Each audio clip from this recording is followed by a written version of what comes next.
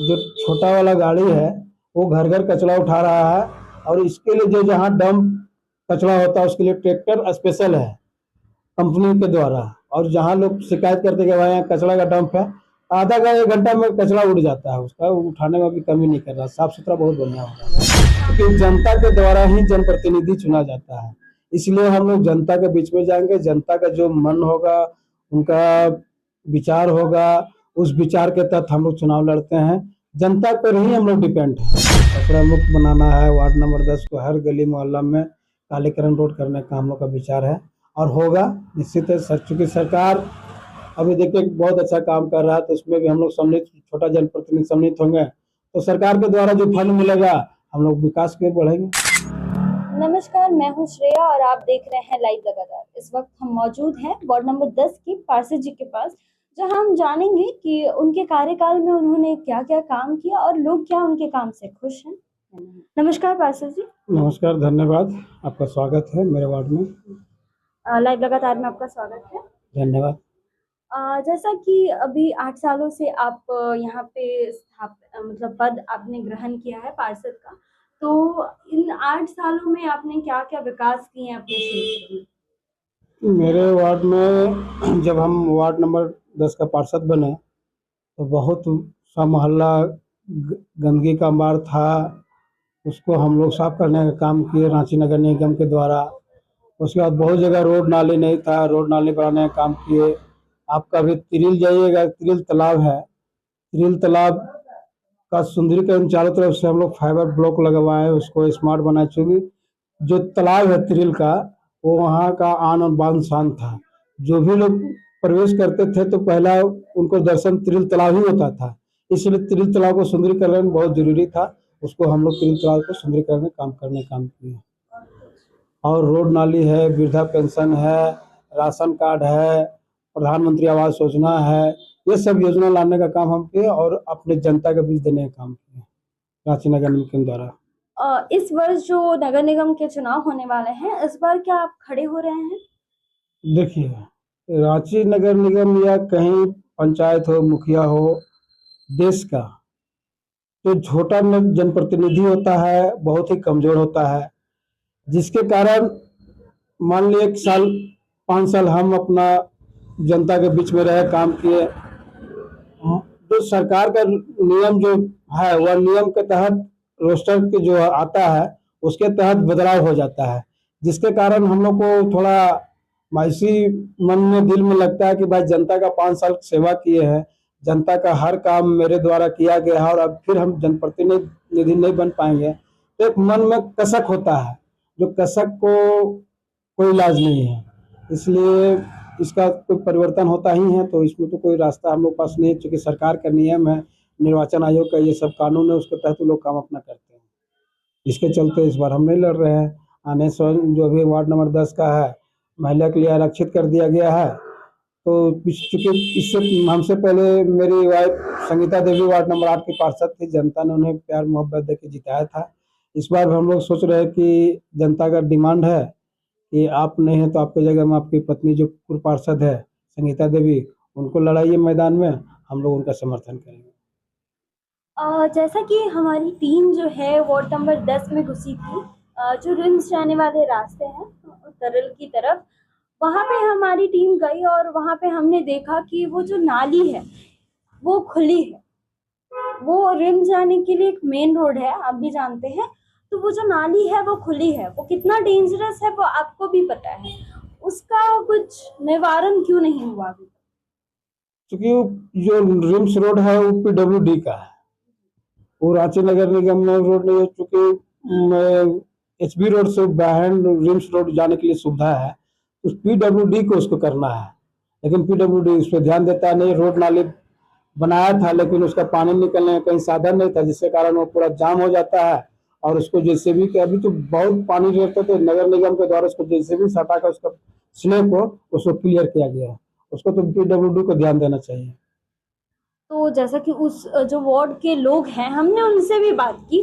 उनका कहना है कि नाली जब बनी, नाली बनना वो बहुत अच्छी बात है, उन्होंने सराहना भी की, लेकिन उनका कहना था कि नाली बनने के बाद ना उसकी कभी सफाई हुई, लगभग उन्होंने बताया कि 6 साल 7 साल हो चुका है, ना उसकी सफाई हुई, ना उसका ढक्कन लगा। जब उन्होंने वो भी लगवाया, उसके बाद कंप्लेन भी उन्होंने किया, तो नहीं ना, कोई उसका रिस्पॉन्स नहीं उसका आया। ढक्कन जो जो पीडब्ल्यू के द्वारा जो काम नाली बनाया गया था ना, उसको पूरा वो लोग स्लेब नहीं बना के पूरा लंबा वो लोग ढालते चले गए, जिसके कारण उसको साफ सफाई करने में रांची नगर निगम का जो कर्मचारी है उसको बहुत दिक्कत हो रहा था। तो ये जगह तो पीपल पेड़ के पास जो छोटा सा गुमटी है देखिएगा, वहां पर सिलेथी जेसीबी मंगा के उसको हटाया गया वहां पर से, तब जाके क्लियर हुआ, नहीं तो पूरा पानी रोड पे बह रहा था।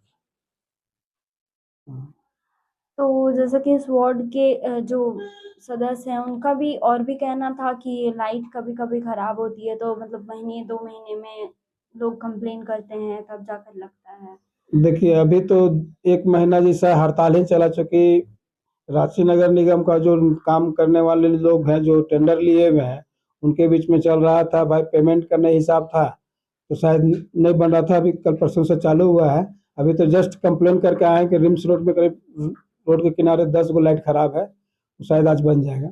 मुंडा चाय दुकान से लेकर पूरा टुनकी टोला में जो रिम्स रोड है वो पूरा लाइट खराब था, तो आज बनेगा वो लाइट, कंप्लेन था। जैसा कि आपने बताया कि आपकी पत्नी जो है इस बार लड़ेंगी, चुनाव में खड़ी होंगी, तो आपने इस बार की रणनीति क्या बनाई है आगे? रणनीति हम लोग जनता के बीच में जाएंगे ही, हम लोग का बड़ा रणनीति है, क्योंकि जनता के द्वारा ही जनप्रतिनिधि चुना जाता है। इसलिए हम लोग जनता के बीच में जाएंगे, जनता का जो मन होगा, उनका विचार होगा, उस विचार के तहत हम लोग चुनाव लड़ते हैं।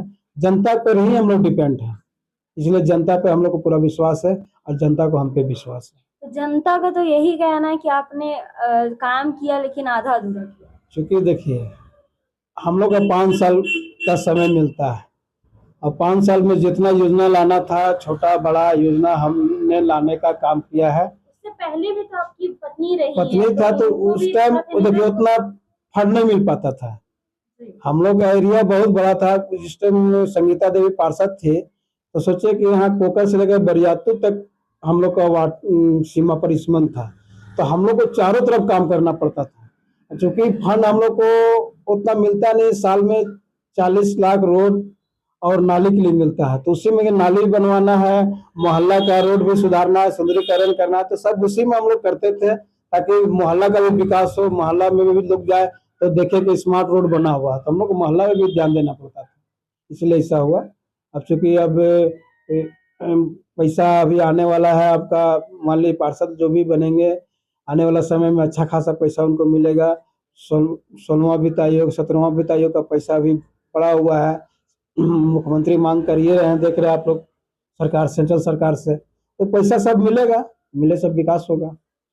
रोड तो आपके वार्ड में हमने भी देखा कि रोड का हाल क्या है, मतलब अगर आपके गली में ही, आपके मोहल्ले में ही देख ले तो रोड का क्या हाल है, वो आप ही बताइए तो ज्यादा बढ़िया है। मेरा देखिए, मेरा मोहल्ला में जिस टाइम हम लोग विदा हो रहे थे रांची नगर निगम से 23 में, तो उस टाइम 50 लाख का योजना हैदर अली से लाला पान दुकान इससे कालीकरण का किया हुआ था, लेकिन क्या कारण हुआ कि अभी तक वो पैसा पड़ा का पड़ा रह गया, अभी तक टेंडर उसका प्रक्रिया नहीं लाग हो गया, बार बार निगम जाने के बाद भी लोग नहीं सुन रहे हैं।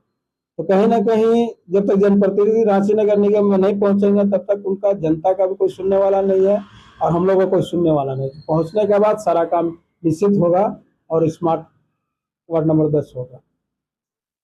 तो आगे की मतलब आपकी जो रणनीति है वही है कि स्मार्ट वार्ड नंबर 10 हाँ बनाना है। हाँ, हर कचरा मुक्त बनाना है वार्ड नंबर 10 को, हर गली मोहल्ला में कालीकरण रोड करने का हम लोग का विचार है और होगा निश्चित है सर। चूंकि सरकार अभी देखिए बहुत अच्छा काम कर रहा है, तो उसमें भी हम लोग सम्मिलित, छोटा जनप्रतिनिधि सम्मिलित होंगे, तो सरकार के द्वारा जो फंड मिलेगा हम लोग विकास के बढ़ेंगे।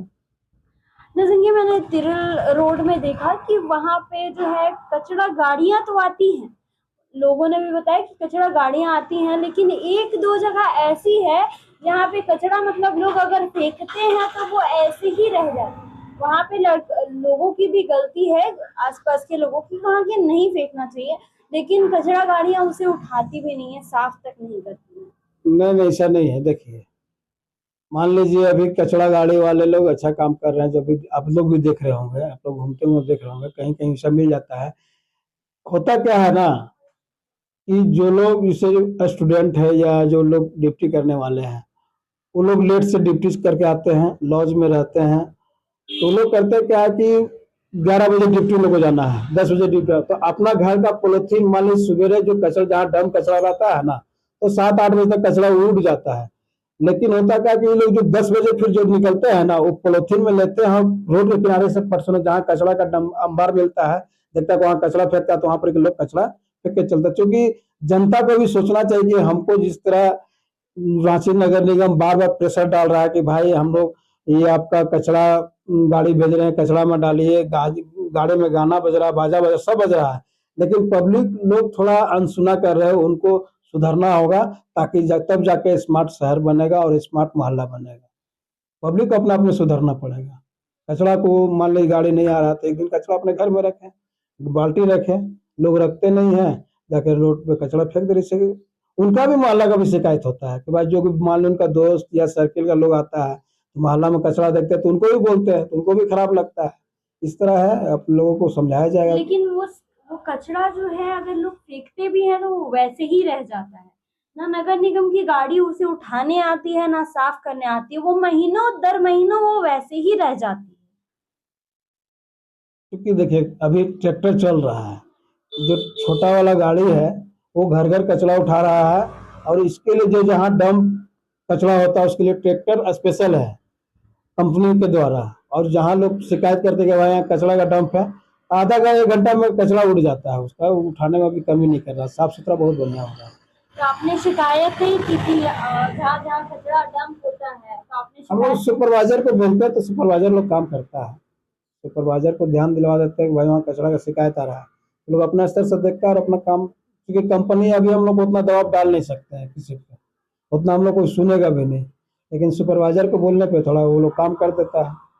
जैसा कि आपने बताया कि आपकी पत्नी जो है वो अगले चुनाव में खड़ी हो रही है, तो वो आप उनके साथ ही काम करेंगे, तो अगली जो कार्य प्रणाली होगी उसमें आप किन किन कामों को प्राथमिकता देंगे? क्योंकि हम लोग दोनों मिल के काम करते हैं, है ना, क्योंकि जनता के प्रतिनिधि बनने के बाद तो जनता के लिए हम लोग समर्पित हो जाते हैं, और हम लोग का मेन रहेगा कि जहाँ जहाँ अभी हम लोग नहीं कर पाए। लाइव लगातार के वीडियो को लाइक करें, सब्सक्राइब करें और बेल आइकन को दबाना न भूलें।